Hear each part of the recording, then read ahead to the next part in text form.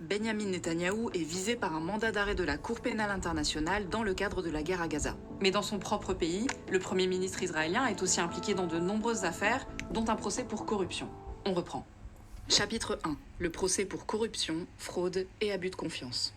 Le procès s'est ouvert en mai 2020 et est toujours en cours. Les audiences ont été reportées à de nombreuses reprises, notamment en raison de la guerre à Gaza. Ce procès porte sur 3 dossiers. Le premier dossier concerne Benyamin Netanyahou, mais aussi sa femme et son fils. Ils sont accusés d'avoir reçu l'équivalent de 180 000 € en cadeau de la part de 2 milliardaires en échange de faveurs politiques. Dans le deuxième dossier, la justice israélienne soupçonne le Premier ministre d'avoir négocié des faveurs auprès du patron d'un des plus grands journaux du pays pour qu'il dise du bien de sa politique, en gros.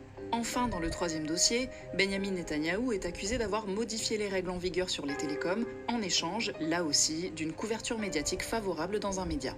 En Israël, les charges de fraude et d'abus de confiance sont passibles de 3 ans de prison. Quant à la corruption, elle est passible de 10 ans de prison. Benyamin Netanyahou nie en bloc ces accusations et assure que ces affaires sont un coup monté par ses adversaires politiques. Mais en dehors de ce procès, le Premier ministre israélien est aussi impliqué dans d'autres affaires. Chapitre 2. Le Qatargate. Dans cette affaire, ce sont 2 proches conseillers de Benyamin Netanyahou, alors membres de son cabinet, qui sont mis en cause dans un scandale de corruption. Ils sont accusés d'avoir été payés illégalement par le Qatar pour améliorer l'image du pays et sont poursuivis depuis février 2025 par la justice israélienne pour intelligence avec un agent étranger, corruption, fraude, abus de confiance et blanchiment d'argent. La justice cherche à savoir, notamment, si les 2 hommes n'ont pas transmis des informations confidentielles au Qatar. Si cette enquête ne vise pas directement le Premier ministre, elle pose la question de s'il était au courant ou non de leurs agissements. Chapitre 3. Les fake news sur le chef du Hamas. Début septembre 2024, un média britannique et un autre allemand publient des scoops sur Yahya Sinwar, un des chefs du Hamas, qui aurait empêché toute négociation avec Israël.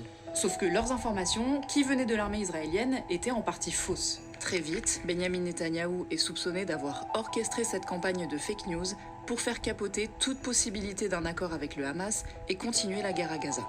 Une enquête est en cours et au moins un de ses proches a été interpellé par la justice israélienne.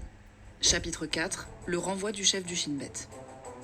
Le Shin Bet, c'est une des 3 branches du renseignement israélien. En mars 2025, Benyamin Netanyahou limoge son chef, Ronen Bar. Or, en principe, il n'a pas le droit de faire ça. Et pour certains, cette décision serait aussi politique, car le Shin Bet enquête sur le Qatargate, l'une des affaires dont on vous parlait plus tôt. Même si, finalement, la Cour suprême du pays a suspendu la décision, l'affaire a provoqué un scandale dans le pays et poussé Ronen Bar à s'exprimer. Dans une déclaration sous serment, il accuse le Premier ministre de graves atteintes à l'état de droit. D'abord, Benyamin Netanyahou lui aurait demandé de signer un texte pour le dispenser de comparaître à son procès pour corruption. Ensuite, il lui aurait demandé d'utiliser les moyens des services secrets pour enquêter sur des opposants politiques. Et enfin, il aurait exigé de Ronen Bar de lui obéir à lui plutôt qu'à la Cour suprême en cas de crise constitutionnelle. Ronen Bar affirme avoir refusé toutes ces manœuvres et la Cour suprême doit statuer sur cette affaire. Le Premier ministre a réfuté toutes ces accusations.